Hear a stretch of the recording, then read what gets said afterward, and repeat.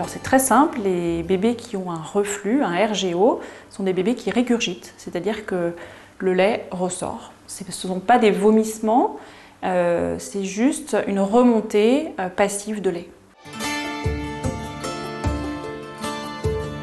Ça peut survenir dans des délais très variables.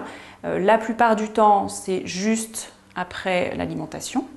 Et parfois, chez des bébés qui ont des reflux plus importants, ça peut même survenir à distance, c'est-à-dire parfois 1 heure, 2 heures, voire 3 heures après une alimentation.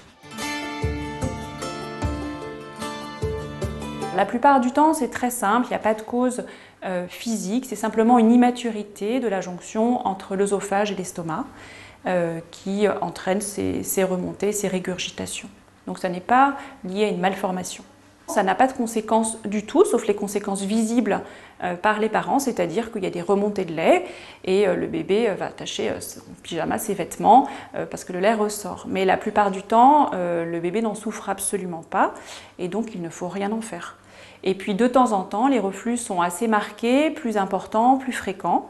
Et le bébé va être gêné par l'acidité puisque le contenu de l'estomac est acide et donc lorsque du lait remonte, il y a également de l'acidité qui remonte. Ça peut faire mal au bébé, ça peut faire pleurer le bébé. Lorsque l'enfant est gêné parce qu'il a mal, on voit qu'il est douloureux. Plusieurs solutions possibles. Pour le bébé qui est allaité par sa maman, on va simplement le positionner en ce qu'on appelle en proclive, c'est-à-dire au lieu de le faire dormir à plat sur le dos, on va surélever la tête du bébé pour qu'elle soit légèrement inclinée. Pour les bébés qui sont au biberon, il y a une technique qui est très efficace, qui est d'épaissir le lait pour éviter ces remontées. C'est le premier traitement le plus efficace. Lorsque ça n'est pas suffisant, il y a des médicaments